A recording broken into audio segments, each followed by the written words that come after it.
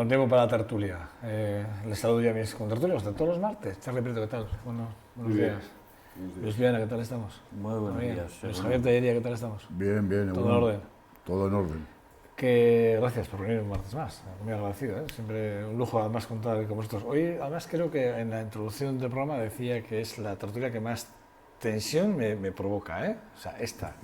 Que sepáis que se siente presionado no sois vosotros, sino yo, el conductor del programa.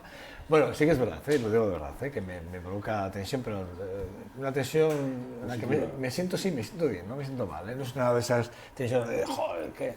No, me siento bien. Os proponía tres temas, pero hay uno que me gustaría, claro, es el acuerdo Podemos Izquierda Unida, que ayer ya se cerró y que bueno, ya ahora ya tienen ese número de representatividad entre los dos que van a tener en función de los resultados que tengan, creo que también esa es otra. Pero bueno, en principio tienen ya un acuerdo hecho y sí que es verdad que ya empezamos a ver números, ¿no? Hay muchos medios de comunicación de forma interesada, porque esto ya sabemos cómo funciona, que empiezan a poner números, ¿no? De cómo va a influir ese tipo de acuerdo, por ejemplo en Euskadi, en Álava. Que, por ejemplo, a Álava les dan 2, en Vizcaya creo que dan otros 2 a la formación, ¿no? Y eso, en el caso de Álava, sí que es verdad que hoy ya escuchábamos a primera hora de la mañana en alguna emisora que, por ejemplo, el puesto de Lasarte, de Javier Lasarte, que es el que iba encabezando la lista del Congreso, pues que podía ser que no saliese. Digamos, ¿cómo va a afectar ese acuerdo, por ejemplo, aquí en Álava o no? Si lo veis factible, si el electorado va a entender que este acuerdo no es un acuerdo bueno para Izquierda Unida, que es algo que se está escuchando, que no es muy bueno, sobre todo para la formación, de Izquierda Unida no es bueno. No sé, ¿cómo lo vais a ver? Bueno, siempre te doy la palabra a ti y voy a empezar por Luis Viana, fíjate. Bueno, pues nada, pues buenos días. Buenos días.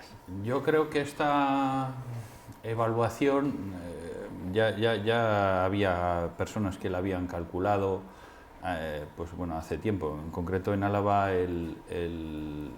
la coalición anterior o Podemos obtuvo 48.000 votos. ¿Qué iba con Equo? Y bueno, se trata hasta qué punto dobla o no al tercero. Quiero decir que fue el Partido Socialista, que tuvo 25.000 votos. Entonces, Izquierda Unida obtuvo, creo que en torno a 7.000 votos y por lo tanto alcanzaría los 55.000 pasados. Y efectivamente, pues en esa tesis no solo se quedaría fuera, como ya ocurrió, EH Bildu, sino que, en fin, en principio le echaría fuera al cuarto, que fue el Partido Socialista con 21.000 votos.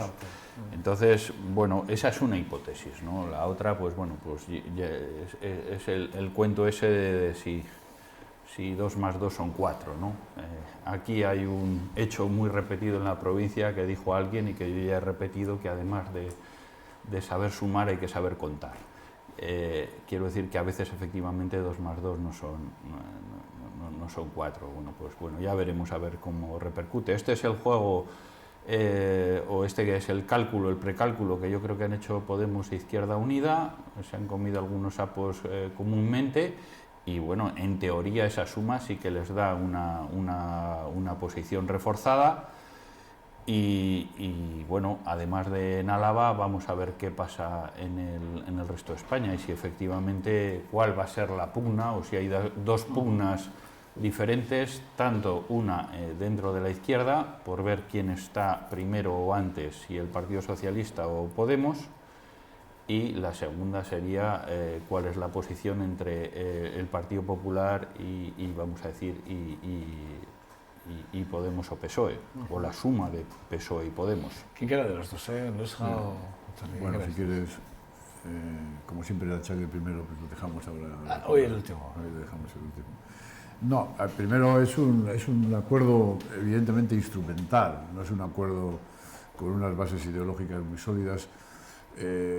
Es más estético porque no hay más que escucharles hace solo 5 meses lo que decía Podemos de Izquierda Unida, ¿no? Creo que he leído en algún sitio que les llamaba pitufos y cosas así, pero es un acuerdo instrumental de oportunidad después de ver los resultados y todas las prácticas que hicieron, los cálculos que se hicieron de si hubiésemos sumado, hubiésemos sacado tantos, Pero eso es, si hubiesen sumado cuando iban separados. Cuando van unidos, pues yo no sé, las coaliciones no siempre suman exactamente. A veces arrastran más y a veces arrastran menos.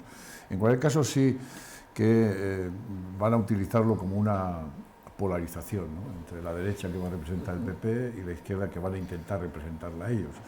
Eso deja tanto al PSOE como a Ciudadanos en una situación intermedia muy complicada para buscar un hueco en la campaña, pero es puramente instrumental. Pero de lo que es instrumental, yo sí, desde luego, estoy casi convencido que de esta Izquierda Unida desaparece. Es decir, lo que ha sido Izquierda Unida históricamente desde el PC y todas sus evoluciones, de esta desaparece. Eso lo tienen que saber ellos, pero si va a sumar o no, si en Álava el efecto que tuvo Podemos en diciembre del año pasado va a ser el mismo que va a tener ahora, no lo sé, porque Bildu también va a mover sus piezas. Quiero decir que, digamos que el voto de Podemos, por ejemplo, en Euskadi, particularmente en Álava, no es un voto muy estable, es un voto desde mi punto de vista volátil y no tanto político como sociológico, ¿eh? Y la sociología se mueve con distintas circunstancias. Por tanto, es absolutamente imprevisible el efecto que pueda tener aquí esa coalición. Si van a tener 2 parlamentarios o van a tener 1, yo ahora ni ellos mismos son capaces de calcularlo. Los votos ya los contaremos el día de las elecciones.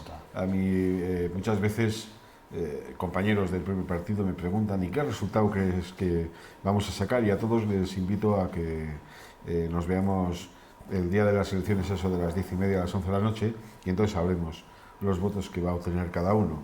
Nosotros hemos tenido vaticinios negativos por parte de gente interesada en que nos vaya mal, y luego hemos dado la vuelta a esos vaticinios. Por lo tanto, yo perderé poco el tiempo en eso. Ahora, sí creo que hay un aspecto que me parece muy relevante en este acuerdo entre Podemos e Izquierda Unida, y sobre el que tienen que reflexionar los votantes izquierda y progresistas de Álava, los hombres y mujeres que quieren que haya una alternativa de cambio, porque esta alianza, esta coalición, cuesta a España exactamente unas elecciones generales nuevas. A veces, como todo, cada día hay noticias, parece que las de hoy tapan a las de ayer, pero hace muy poquitos meses Izquierda Unida estaba en una posición de negociación con el Partido Socialista Obrero Español para tratar de que hubiera un gobierno de cambio, y se estuvo a punto de llegar al acuerdo. Por medio se cruzó Pablo Manuel Iglesias, que lo que quería era romper cualquier posibilidad de que el Partido Socialista Obrero Español pudiera gobernar el país, y le ofreció a Izquierda Unida esta coalición con esta visibilidad de la que tanto se ha hablado en estos días, ya que, como aquí se ha citado, este es un acuerdo que no tiene ninguna base programática, ninguna base política, tiene exclusivamente una base de reparto de los puestos, algo que siempre ambos líderes que ahora conforman la coalición lo han rechazado. Siempre han querido ser muy puros y siempre han rechazado los viejos métodos y a los viejos partidos y al reparto de puestos, pero Podemos viene haciendo una exhibición extraordinaria desde el día siguiente de las elecciones de estar ansioso de poder.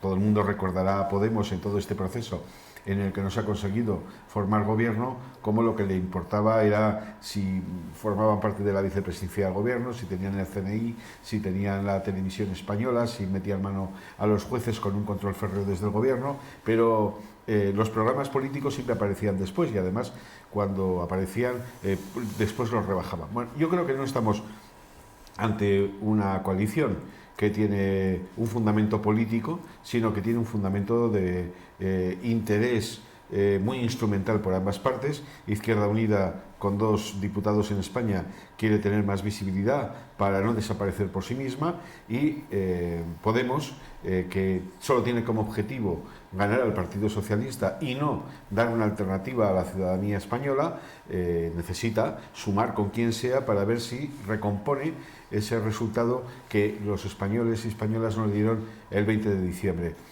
Por tanto, que toda la ciudadanía sepa que estas elecciones son unas elecciones artificiales, son unas elecciones forzadas, son unas elecciones que no se producen porque no hubiera alternativa en marcha, sino porque se ha querido negar e impedir esa alternativa por parte de Podemos con la colaboración de Izquierda Unida, y esto es lo que justifica que ahora, en vez de haber gobierno, estemos en una fase de elecciones.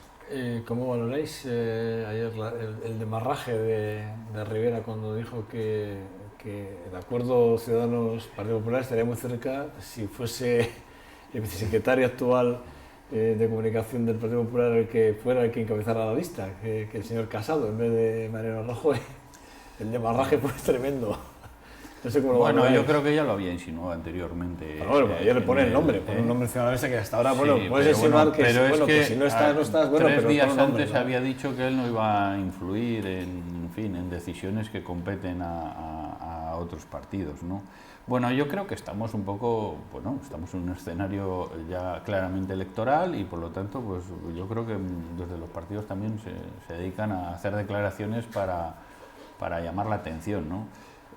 Yo creo que la ciudadanía española ya tiene, yo creo que tiene madurez y que sabe identificar. Quiero decir que a veces desde los partidos políticos se lanzan muchas perogrulladas y muchos mensajes, este es bueno, este es malo, ese va a buscar puestos y yo soy el que, en fin, el que me procuro tu bienestar. Bueno, quiero decir que ya somos todos mayorcitos y ya sabemos que efectivamente los partidos tienen unas ideologías, pero creen todos ellos que esas ideologías solo se representan ejerciendo posiciones de poder.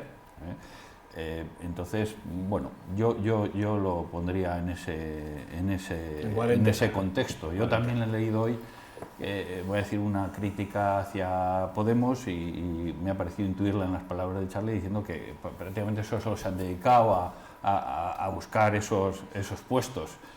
Y bueno, quiero decir que Pedro Sánchez no. Pedro Sánchez en todas sus búsquedas de coaliciones ha dicho, bueno, primero yo y luego lo demás ya veremos, pero primero yo. No, yo voy a estar de presidente de gobierno y yo tengo 90, y a pesar de tener 90, y a mí no me interesa a ti, Podemos, que entres en el gobierno. Yo no entiendo la duda que me surge a mí, o yo creo que el planteamiento, tal como he indicado anteriormente, es que Pedro Sánchez, en este hipotético panorama, solo puede aspirar a ser o segundo de Rajoy o segundo de Pablo Iglesias. Yo creo que por ahí vayan a ir los tiros. O sea que ese es su panorama. Eso sí, dentro de un gobierno, porque Pedro Sánchez fuera de un gobierno ya no sería nada. Aitor Esteban lo dejó claro este fin de semana diciendo que aquí se está monopolizando toda la campaña ya, la pre-campaña evidentemente, y que parece que solo hay 4 partidos que se van a jugar aquí las elecciones. Eso es obvio, pero primero va a ser una campaña que vamos a tener, si ya veníamos cansados de antes, va a ser agotadora, porque va a ser de 2 meses, está ahí de 2 meses clarísimo, ya están todos en campaña. Y evidentemente partidos pequeños como el nuestro, pequeños en el ámbito electoral en el que nos movemos, pues vamos a desaparecer en combate o van a intentar que estemos desaparecidos. Vamos a tener que trabajar en el ámbito nuestro con más intensidad y desde luego hasta el agotamiento de candidatos y de líderes políticos, porque esto va a durar 2 meses y esto va a acabar con el hartazgo de la ciudadanía, estoy seguro, porque además... pues ya ves, ¿no? Has citado, el líder de Ciudadanos dice que no le quiere a Mariano Rajoy, sino que quiere otro líder. Pero ya primero han empezado la precampaña diciendo lo que dije en la anterior campaña ya no vale, ¿no? Lo mismo el de Podemos, Pablo Manuel Iglesias pidiendo perdón a Felipe González y Lacal, Pedro Sánchez diciendo que fue un error decir lo que le dijo a Mariano Rajoy en el otro sitio. Es decir, primero están reseteando lo que ocurrió y ahora volvemos a decir las tonterías que se nos ocurran porque la gente se olvidará de ellas, ¿no? Es un modelo, desde mi punto de vista, bastante perverso ese de ir diciendo lo que a cada uno le apetece en cada momento, intentando con eso pues, captar 4 o 5 votos en vez de tener una constancia en mis principios honestos, voy por aquí y que a cada uno lo que quiera. Es lo que va a hacer seguramente el PNV, solo que intentando buscar un hueco aquí, porque fuera de aquí nos va a costar aparecer en los medios, nos va a costar muchísimo aparecer en los medios. El que anda en campaña... Sí, perdona, Terry. Sí, no, quería solo matizar alguna cosa, porque las anécdotas y las caracterizaciones suelen ser muy recurrentes, porque a veces son entretenidas, ¿no? Pero yo quisiera poner el foco donde realmente está, ¿no? Que es, estamos en unas elecciones o venimos de unas elecciones que no han dado el resultado que se deseaba, que era que hubiera un gobierno, y vamos a otras elecciones donde volvemos a jugarnos el gobierno y donde hay que analizar muy bien qué es lo que ha pasado en este periodo, porque yo creo que es muy ilustrativo de lo que puede pasar. Es decir, nosotros, el Partido Socialista Obrero Español, con una clara voluntad y vocación de darle a este país una salida institucional, una gobernabilidad, se presentó a la investidura que se la encargó el rey previa espantada de Rajoy, no por otra razón, porque si Rajoy hubiera decidido aceptar y hubiese creído que tenía algún mimbre para sumar con alguien, que su proyecto político era mínimamente atractivo con alguien, tendría que haber intentado esa investidura. Bueno, él se escondió y el Partido Socialista Obrero Español asumió esa responsabilidad que se la encargó el rey. A partir de ahí se hizo una búsqueda de alianzas a izquierda y a derecha, en la que dio como resultado un programa de 200 medidas con Ciudadanos y una sesión de investidura con un apoyo de 131 parlamentarios frente al siguiente número de parlamentarios, que era el del Partido Popular, con 123. Es decir, que se consiguieron 3 objetivos en aquel proceso. Primero, que hubiera una sesión de investidura y que se pusiera en marcha el reloj para que no estuviéramos ahora, porque si no, ahora no habría convocatoria de elecciones, sino que estaríamos todavía dándole vueltas a ver qué pasaba. Entonces, primero, que hubiera sesión de investidura y que se pusiera en marcha ese reloj, ese contador. En segundo lugar, hubo un programa político. En tercer lugar, hubo una mayoría de parlamentarios que sobrepasaban ya a la primera fuerza política en aquellas elecciones. Esto, lo único que ocurrió, para que no fraguara, es que los que hoy parece que suman, entonces ambos se dedicaron a restar. Es decir, Podemos e Izquierda Unida da la impresión de que quieren sumar por la izquierda, cuando lo que han hecho ha sido dividir y restar en el momento en el que se podía haber formado gobierno. Y yo creo que esto es lo sustantivo y lo que hay que retener, porque, claro, en esta tesitura donde se ha colocado Podemos e Izquierda Unida, con su comportamiento político en este proceso hasta aquí, solamente les cabe tener mayoría absoluta en el país, porque ellos ya no van a poder gobernar con nadie, porque tienen un programa político que es totalmente imposible. Nadie cree en ese programa político, ni ellos tan siquiera, porque Podemos ya lo ha rebajado en más de una ocasión, lo ha reducido porque sabía que era imposible. Por lo tanto, tienen un programa político que es imposible. Segundo, desprecian la colaboración con todos los demás. Tercero, solo creen en sí mismos y por eso han forzado la convocatoria de unas elecciones. Luego, solamente la mayoría absoluta, que es totalmente imposible, es la que les salvaría de esta situación.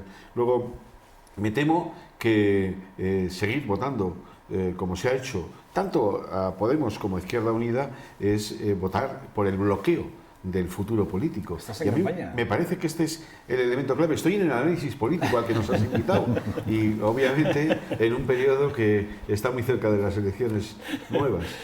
¿Queréis decir algo a este punto? Sí, yo al alegato que acaba de hacer Charlie solo me planteo y digo, vamos a ver, es que Pedro Sánchez, si queda detrás de Podemos, no va a preferir a Podemos antes que al Partido Popular, es decir, no va a ser, nunca le va a apoyar el Partido Socialista a Podemos. Mira, Pedro Sánchez... Esa es la pregunta. Dice, no, nunca, en ninguna circunstancia. Yo no he dicho eso, ¿eh? No, es que me ha parecido entendérselo a Charlie. Me ha parecido entendérselo a Charlie. Quería saber si lo ratificaba o yo no he entendido bien. Que probablemente no he entendido bien. Yo te lo contesto. Pedro Sánchez y el Partido Socialista Obrero Español, que parte de unas elecciones anteriores, es decir, el último dato que tenemos es el del 20 de diciembre, y es la primera fuerza política dentro de la izquierda. Y obviamente ese es un escenario que lo seguimos contemplando, pero además estamos dispuestos a disputar al Partido Popular la mayoría, y esto lo tendrán que decir los electores, pero estamos dispuestos a disputar eso. Por lo tanto, el punto de partida no es ha satisfecho mi curiosidad. El punto de partida, claro, pero es que tu curiosidad no se puede satisfacer, porque es una curiosidad insana en un momento inoportuno. Bueno, ¿quieres decir No, está muy bien. Es en el fondo Va a haber un debate dentro de la izquierda española muy curioso. Muy interesante, ¿no? Interesante para seguir, sí. pero ese es el debate que vamos a ver en gran medida, ¿no? Margallo ayer, hablando de marrajes, ayer Margallo, del Marró también, cuando hace esas declaraciones, nos hemos pasado 4 pueblos en el tema de la austeridad y hubo un momento en una de las frases que hizo y dijo, debería hacérselo mirar Europa porque es la que menos ha crecido a nivel global, ¿no? Ahora mismo, o sea, haciendo una crítica clarísima a las políticas restrictivas europeas y claramente a su gobierno. Bueno, ayer ya salió rápidamente el ministro de Economía diciendo que, bueno, pues que había que ver en el contexto. Yo me he leído el contexto en el que le hace las declaraciones y el contexto es muy claro. Es decir, él está claro que no está de acuerdo con lo que ha pasado en el gobierno de España.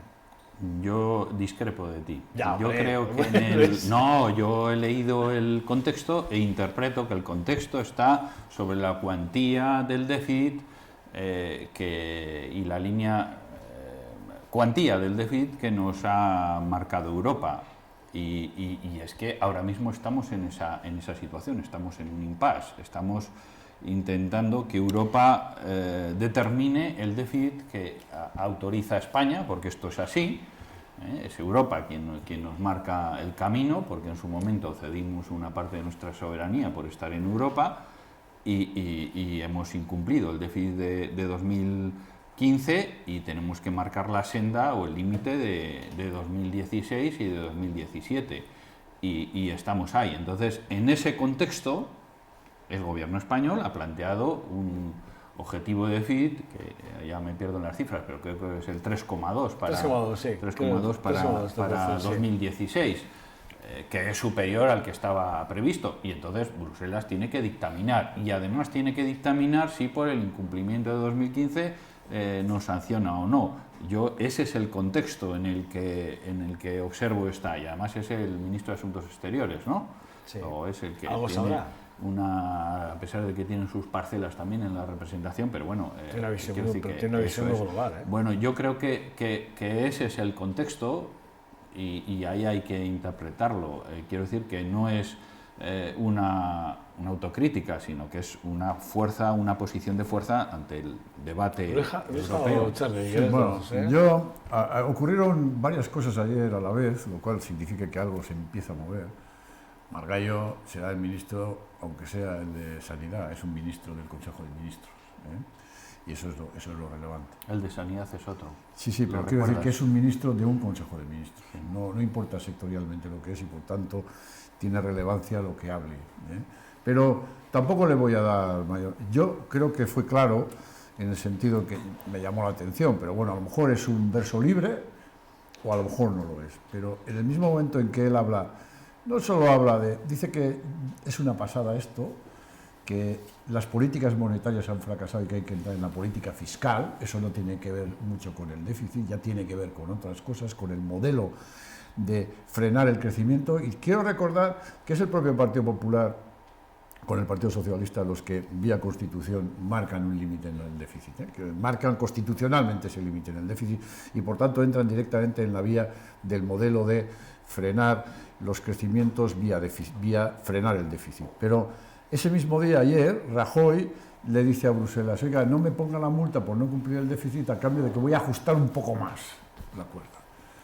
Es decir, es contradictorio el mensaje, aunque el de Rajoy, lógicamente, vale más que el que diga un ministro, independientemente del ministro que sea, y al mismo tiempo el propio Bruselas empieza a plantearse que lo de Grecia no puede seguir así. Vamos a intentar convencerle al FMI de que esa deuda, ese ciclo de venga a pagar deuda y venga a pagar deuda no puede ser. Vamos a hablar de mayores plazos para que pague la deuda, vamos a hablar de hacer una quita de la deuda porque si no, no vamos a cobrar. Es decir, están planteándose que el modelo alemán impuesto de políticas restrictivas de crecimiento empieza a pensarse en algunos cerebros europeos que no es el modelo, y incluso Margallo dice que Europa tú lo has dicho, Europa es el que menos ha crecido. Si me permites una puntualización, no están hablando de quitas, precisamente lo que están diciendo respecto a Grecia, no, están diciendo modificación de tipos a la baja y alargamiento de plazos de la deuda. Pero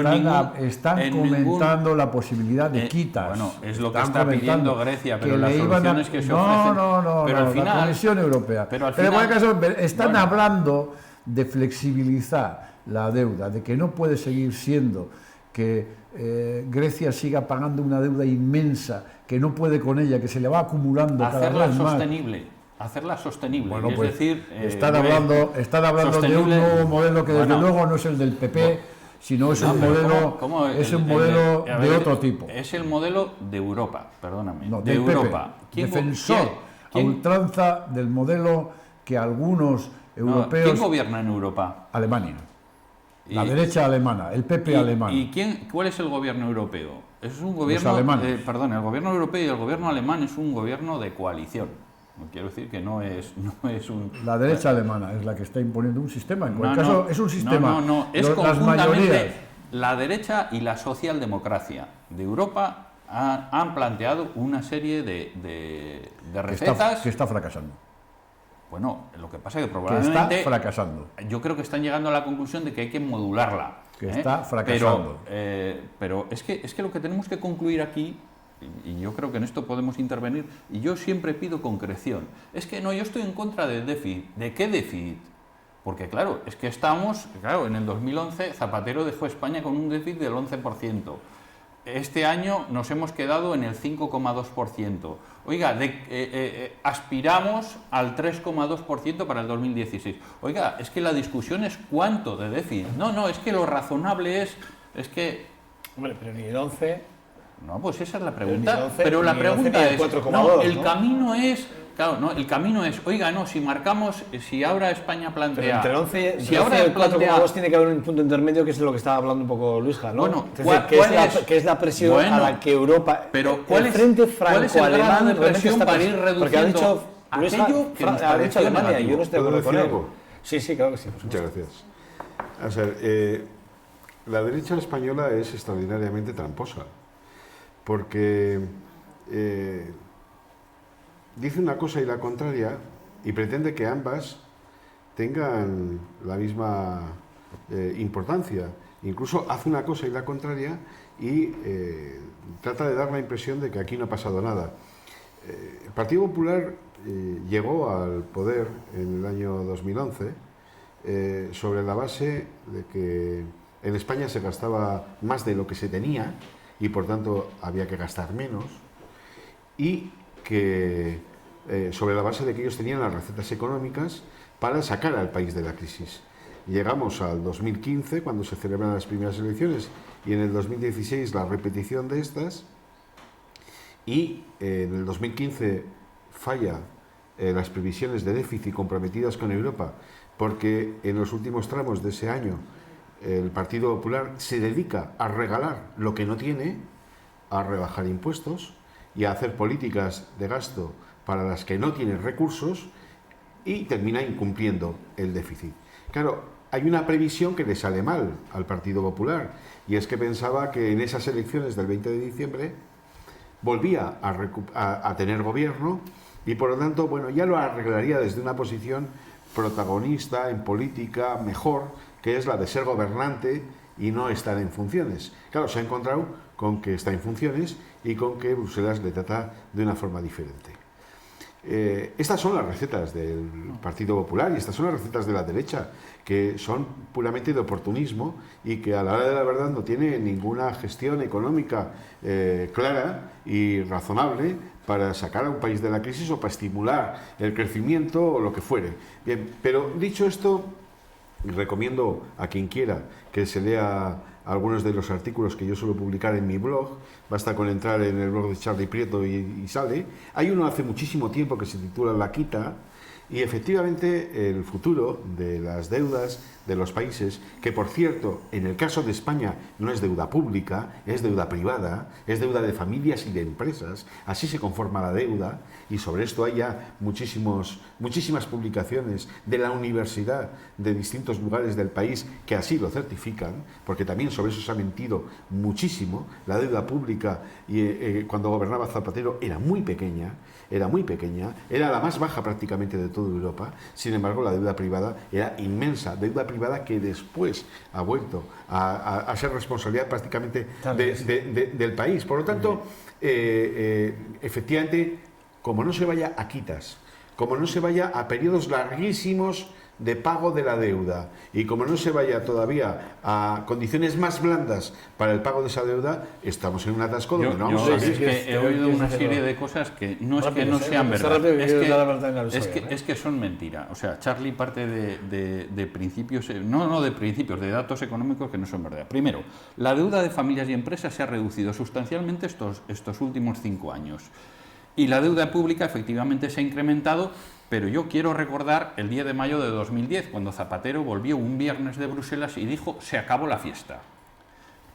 Aún así, hasta diciembre de 2011, el déficit se incrementó en el 11%. Es decir, aquel 10 de mayo de 2010 volvió Zapatero de Bruselas, que era la izquierda, no la derecha, y subió el IVA, congeló las pensiones y recortó un 5% el salario de los funcionarios. Luego la receta no era de la derecha, la receta venía de Europa.